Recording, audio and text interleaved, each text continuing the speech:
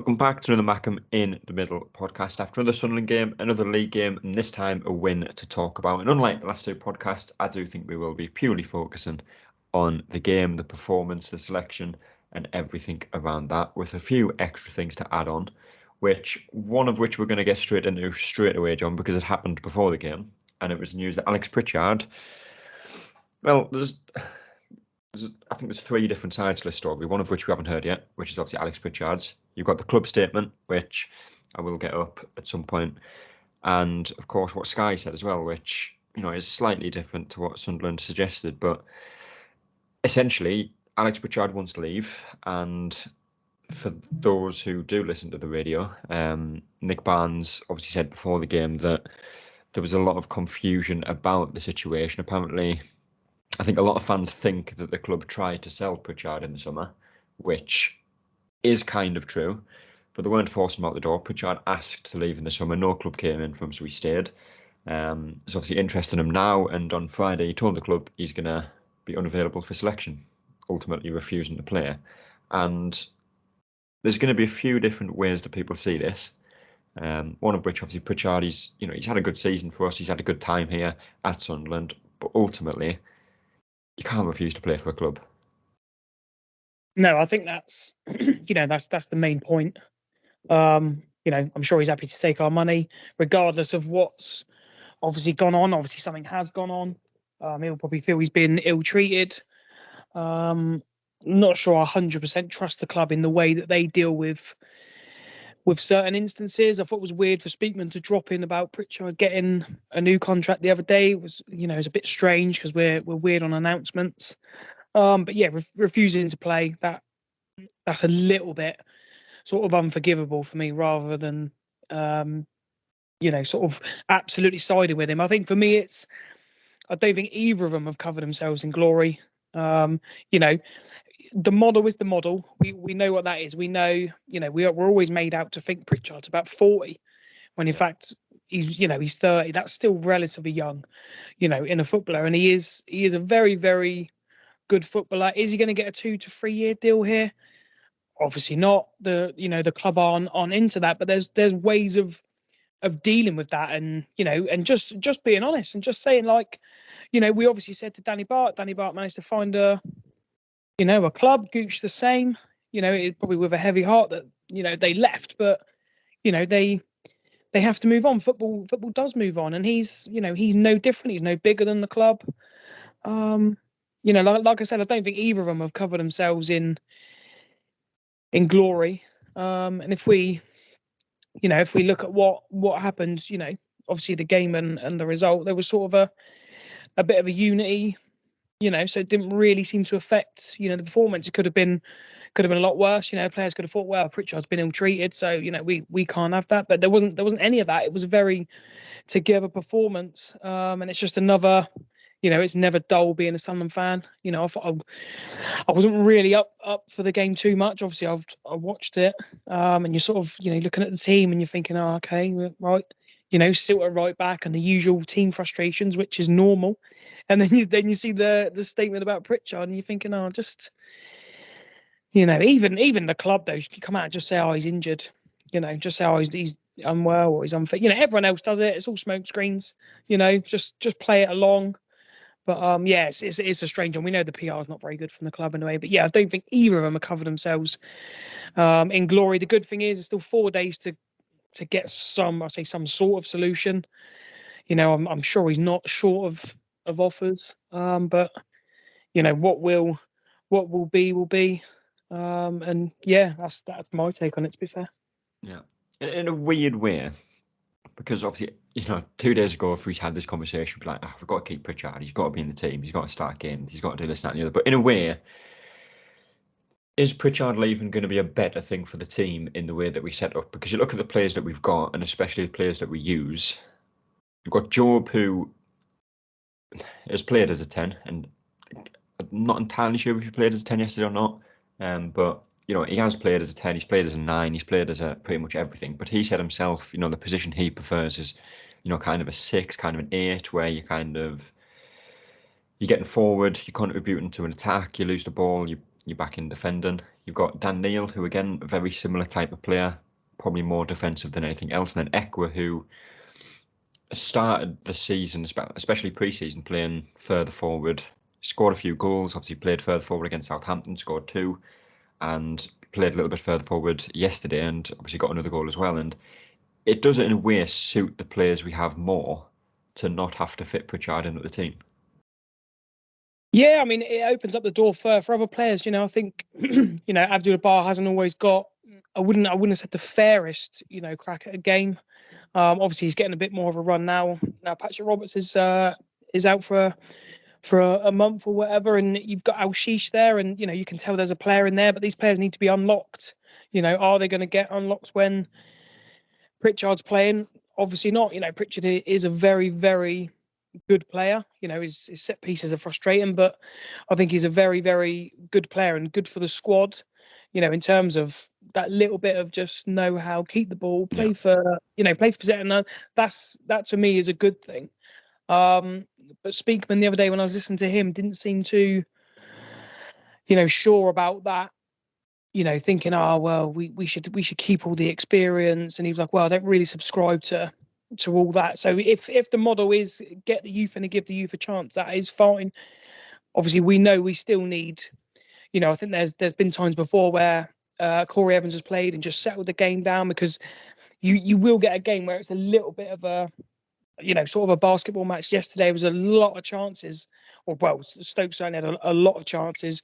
At just times you just want to keep the ball, keep it ticking. We can't just go gung ho all the time. It was very front foot yesterday. We do need those little bits of experience. We're probably still looking for a midfielder. I suspect, Mateti's on his way out now as well, because we haven't seen him at all.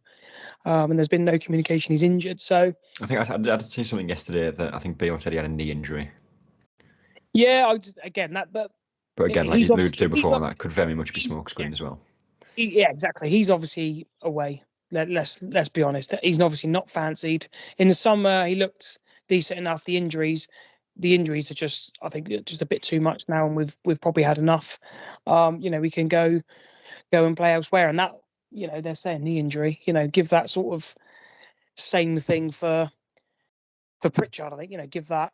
Yeah. That smoke screen just before the game, just to calm it down a bit. And we know there's been a bit of fume obviously all week with Bill and all those, and we don't need anything else added into that. You just Michael Bill must have been sort of like, Jesus, what am I coming into? So it is one of them. At least there's 4 days left for Pritchard. It does pave the way for other players. I would still expect to see. I know there's loose rumours this morning that Ahmad might be coming back, and if you're playing him and you're playing Roberts, maybe Pritchard doesn't get in the team if you do get Ahmad and you've got Roberts, and obviously Barr's coming into his own a little bit as well. You've then got Al-Shish, Bellingham obviously behind as well. You've still got Bradley Dack, who Michael Bill name dropped as a first teamer.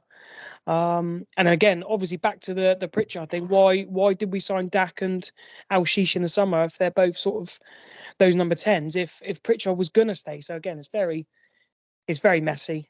It looked as if he was on his way out, but now we've got what we'd call a bit more work to do than maybe we needed to on Thursday. Yeah.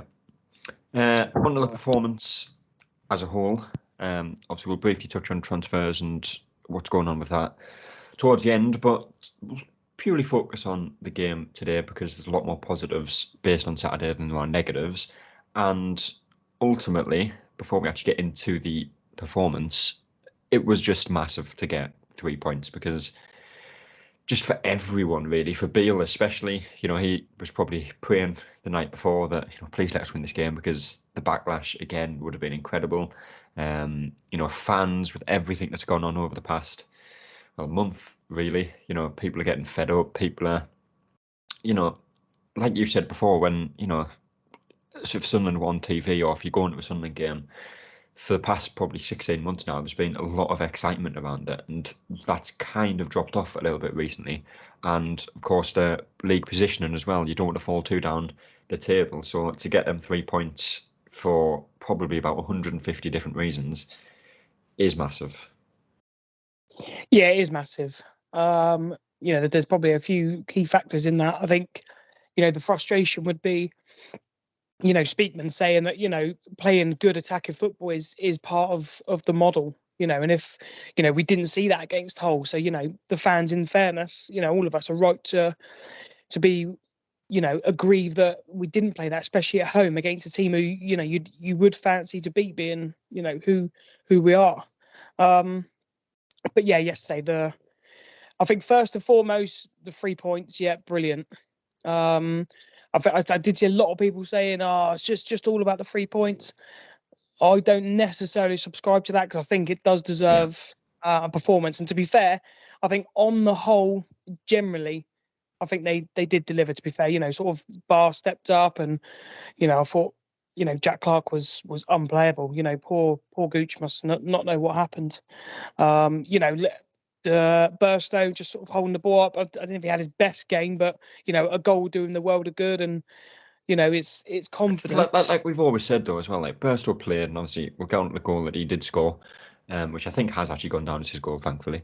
But performance-wise, was Burstow great? I don't think he was. I think he was a little bit too weak at times. But like I've said to Michael, like I've said to you, like I've said to so many other people, just having that player who is a striker, who knows how to play as a striker, regardless of how well they perform in the game, just changes the dynamic of the game completely. You can see the runs in behind he makes, and then that causes the centre-backs to drop deeper, which gives the likes of Clark and Barr more space to run into. Just having that striker there, obviously getting the goal is great, but just having him there makes such a huge difference on the way that you can play, and with how Sunderland want to play, that's exactly what you need. Yeah, exactly.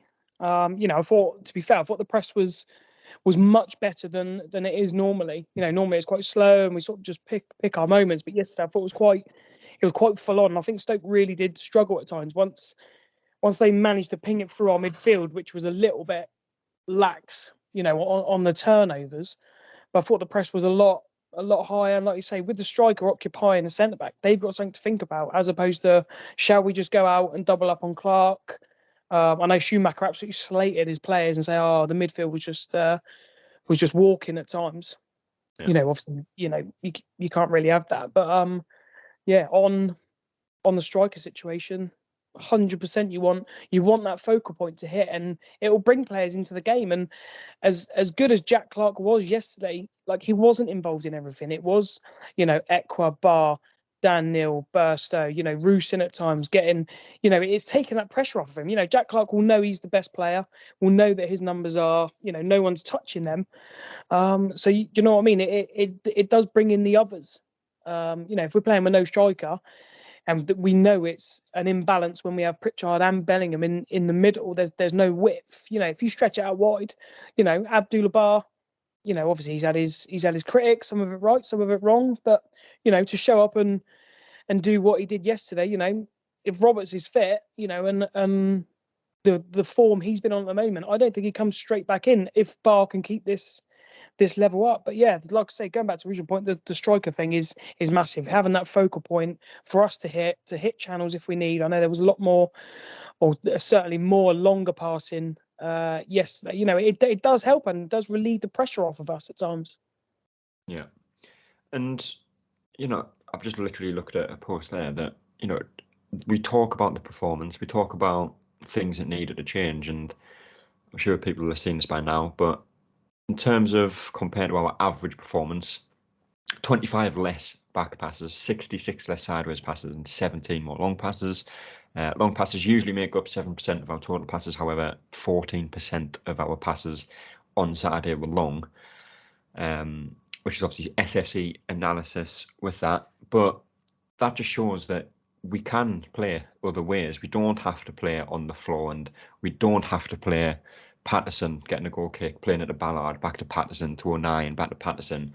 There were so many times where we did go long, and even if you don't win the first header or you don't win the first ball, you win the second one, and all of a sudden you're 40, 50 yards further up the pitch and you're playing the game in their half. And that is probably a big part of why we got the 3 points. Yeah, it was. We've got to be able to change it up. We know, obviously, Mowbray had a plan A. There wasn't really anything anything other than that, it's sort of, well, we'll just change the personnel and keep plan A. And this seems to be a little bit more of a shift of, can we do it? Can we do it a lot quicker? Can we be a little bit more direct? There's nothing wrong with what would be perceived as long balls, sort of long passes to switch to play. And in fairness, we did that. We did that brilliantly. Like you say, that I've seen the tweet from SAFC Analysis, which was spot on in it. I think in against Hull, I think I'm sure Joe Bellingham had, like, his pass completion was really, really good. But I think they were all just sideways and backways little 5-yard passes. And that's all well and good. And I'm sure it looks good on a data sheet. But we want those players. Can we turn teams over and get our forward players in, into good attacking positions and attack teams? Because when we do attack teams, doesn't matter who we're playing, even, against Leeds and Leicester the same, we were really good at attacking. Even Ipswich, we gave them some, albeit we lost the game. It does certainly help. And, maybe, I'll say maybe, there's definitely got to be some credit there for Michael Beale, because obviously those are the things that we're working on in training. And we're happy to criticise when the whole performance and you're thinking, well, I haven't really seen anything different. You've been on the training pitch a few weeks now. What are we seeing? When you do start to see those and it comes off as well, it doesn't always have to come off. As long as you can see that plan and that thing you can get behind, then it's we're slowly working towards a better, obviously a better outcomes in games and playing a little bit differently than teams expect. Like I said, it wasn't all about Clark yesterday. Normally it is get the ball to Clark. What can he do? And that's still all well and good, and that still worked. But what can we do on the flip side? Can we run through the middle? Can we get Abdullah Bar in? Can we get Ekra in the box? And those sorts of players. So to see it changed up and to see it obviously work, was very good. There's still obviously work to do. Like I said, we got turned over quite a lot in, through balls in the midfield. It seemed to be we played like a little bit of a flat three in the middle. I think they maybe need to sort of have a pivot there of a V, if you know what I mean, and one of them just sitting there and just protected back four. But I think that has to be what we're looking for before Thursday, just to help those turnovers. Yeah, obviously, say Jack Clark wasn't really the main player, and not everything went through him on Saturday. But one player that I would probably say was the main player was Abdullah Bar. And it's a weird situation with Bar, because it was only a few weeks ago he was getting booed off the pitch and getting booed coming on the pitch as a sub, because, quite frankly, his performances for large parts weren't great. But I've always said, when you watch him play, technically he's a very good player. His decision making is what let him down. But I think that's now 7 or 8 goal contributions this season for him, which is more than Patrick Roberts and Alex Pritchard combined. I think Roberts only has the 1 assist to his name so far. And obviously Bar, again, presuming that Burstow goal goes down as his, 2 assists and a goal for him yesterday. And the key thing now for him especially is consistency. But it's not just consistency from Bar, but also from Beale. Because we've seen it before where Rusin, again, going back to the Preston game, scored a goal, had a good game, gets dropped for the next league game. Abdullah Bar, I think it was Ipswich he played against, had a good game, was dropped for the next game. If you want these young players to A, develop, which is what the model is supposedly built towards, and B, get into a run of form, you have to reward a good performance by letting them play the next game. And Abdullah Bar has to absolutely, he has to be rewarded. He has to start the next game. Even if he doesn't have the best game next game, he should really be starting the one after, because if you don't reward performances, you're not going to get that consistency, especially in young players. No, exactly. We know he's been a frustrating player. We know he has quality, but obviously there's a reason he's here and not maybe playing, for a high team in France or maybe even a Premier League team. We know he's here because he's sort of the rough diamond that needs those edges, rubbed out. He's, ability-wise, he is fantastic. Like you say, it's decision-making, and, I think he lost the ball with a little flick yesterday, and you're thinking, just hold the ball. It's just those little things that you need to iron out. And, that would probably give him then the complete performance, if you see what I mean. Because to be fair, yesterday he was very good. He was in. I think he even out jumped their centre back, who was massive. And we haven't really seen that. And I've met Abdullah Bar. He's very short, I can assure you. So to to have that. He does seem like he has that sort of fearless confidence. Obviously he would have known he's been jeered and booed, and he would have known it's not been good enough at times. But fair play to the lad to dust himself off, to go again, and there you go. There's a position. Go and make it your own. Because if your numbers are better than Patrick Roberts, and don't get me wrong, we all love Patrick Roberts. If you're turning out, assists and goals, you like you say, you're making yourself undroppable. And like you say, we need that consistency from him, and we need that consistency from Michael Beale. We can't have, like you say we go to Middlesbrough next week and we don't, I don't know, we lose 1-0, we and he doesn't really have a good game. Beale can't then go, well, we'll just drop him then. Like you say, it has to be that consistency. And I think it's same with the strikers. Obviously, everyone's chomping for Rusyn to get a start after his goal. Now it's, well, we need to give Burstow, he scored. We need to give him a run, and we need that consistency. They're young players. They need football, and they're gonna have their off days. They're gonna make stupid mistakes. We've all seen it. We've been told to expect those mistakes. Can we ride through it? Can we go again? That's what you're gonna have to do with this model. We know they're not all perfect. We've seen mistakes from probably everybody. But yeah, like you say, we need consistency on and off. From the management and the players. Yeah. And obviously, Abdullah Bar, like I said, he gets the assist for the first goal, he gets the assist for the third goal for Echo, but I think it's the second goal that is the standout one, and it's because it is a counter-attack, which Sunderland this season haven't really shown too many of. We seem to win the ball back, and, like I alluded to earlier, a lot of the passes we make from then are backwards, and it's kind of like we want to score the perfect goal. We want to let them get back into position so that we can pass around them and score a good goal. But there's times where you just need to counter-attack. You need to break forward fast with pace, and that's what we did. Bar gets the ball, he digs it out to Jack Clark on the left.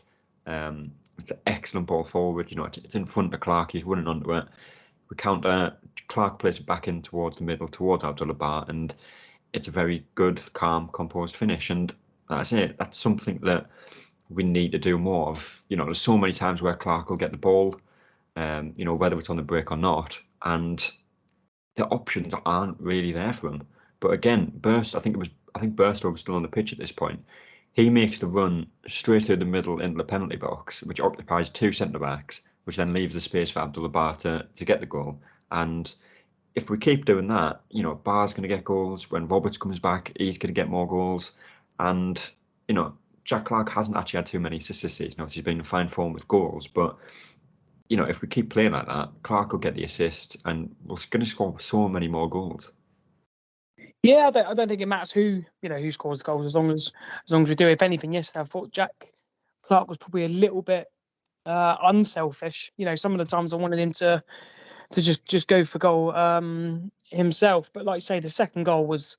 It was like an excellent, long-winded sort of like 1-2. Like you say, Bar whips it out wide for Clark, who's away very, very quickly, sort of breaks into the box as usually does. It's nice to see our forward players, getting into that position, and finishing. There's times when recent weeks we've played the ball into the box and it's just gone the other way. It's behind Rusyn, or there's no one in there and it's gone across the goal. So they're obviously working on it. And knowing where to be and those type of, and like you say, when that pays off, you'll see really, really good goals, that we saw yesterday. And when teams do come, and I thought Stoke were a little bit sort of gung-ho, and obviously I criticised there, and the manager did, their midfield just not tracking.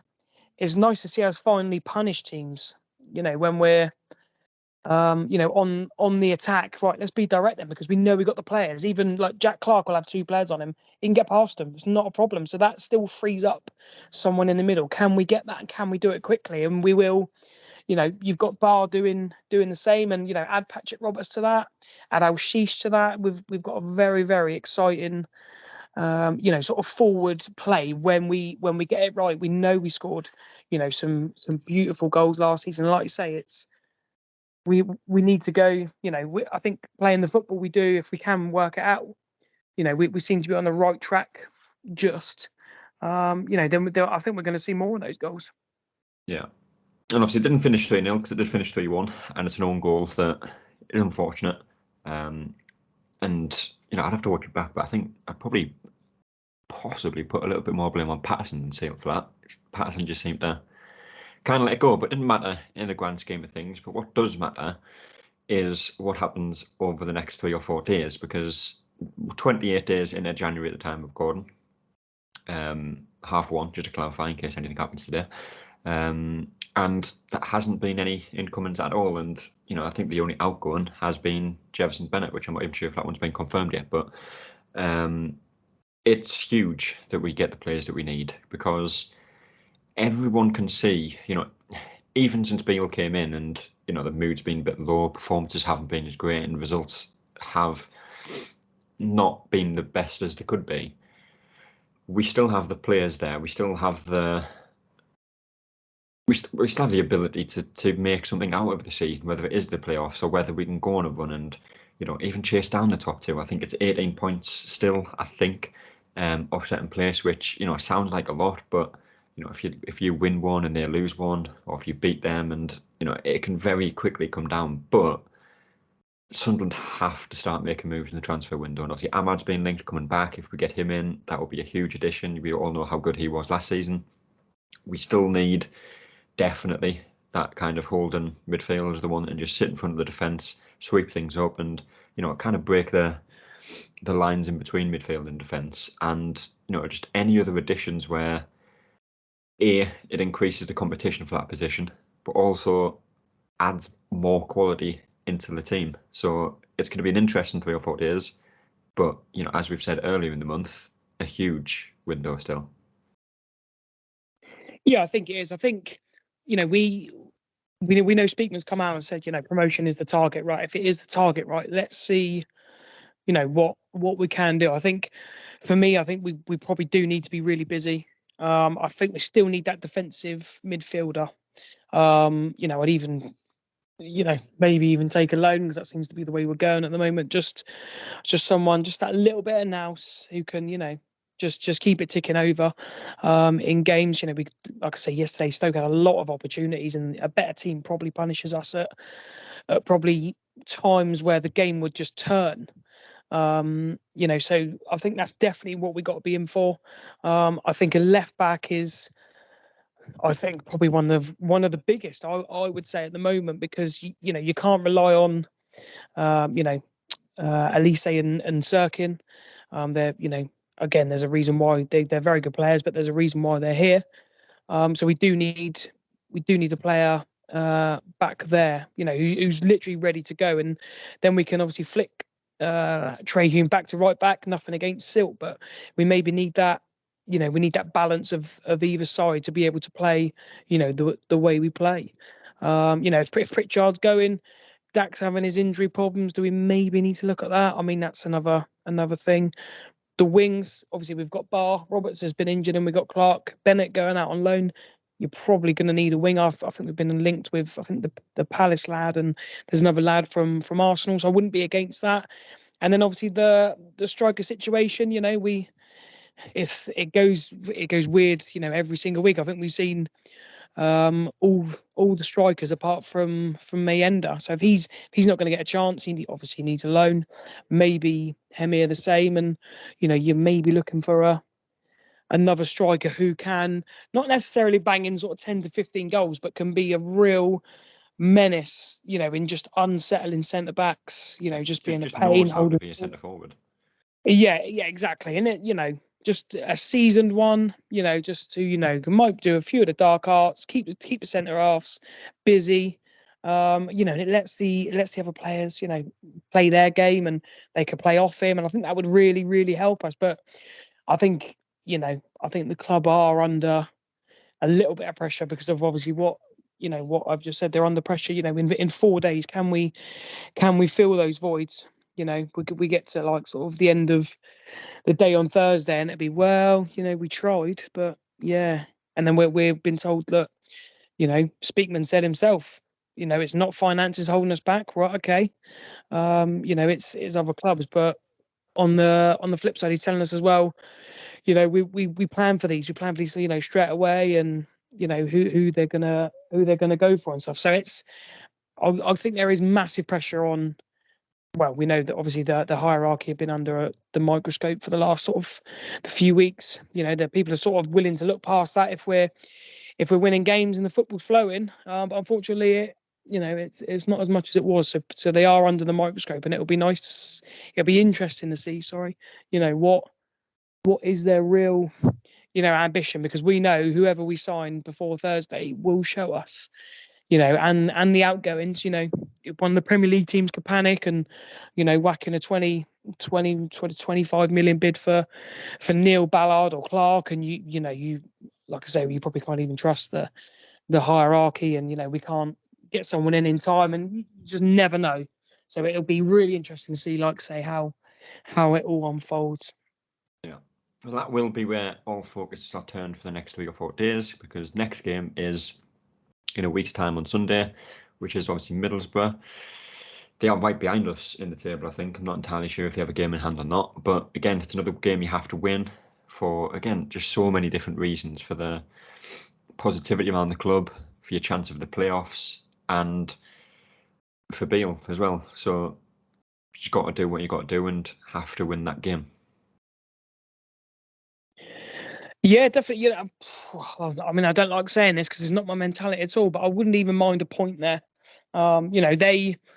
They treat it as a derby. It's not really a derby to me. I think it's a game that has a little bit more needle than a normal game. So I don't mind those games, but they treat it as one. Because they haven't really got anyone else, and that normally lifts them. I've sort of things I'm holding on to is how good our press was yesterday. It was fantastic, and Middlesbrough, against, albeit it was Chelsea, looked awful trying to play out from the back. So if we can get at them and get at them early, maybe even sneak an early goal, we'll see what they're made of. We're set up quite well away from home under Bill, albeit it's not very pretty. But what can we do? I'd probably take a point now, but yeah, if we win, that'd be a massive 3 points. Would. Like I said, that game's on Sunday, but until then, a lot of time to discuss transfers, a lot of time to look forward to. I say look forward, take that how you will, to look forward to who can come in, who might leave, and kind of where the squad is ahead of that game on Sunday. But as always, we'll get a podcast out over that weekend to discuss the Middlesbrough game, and potentially one as well to discuss any incomings or outgoings and the transfer window as a whole. But until then, we will see you later. That's all, folks.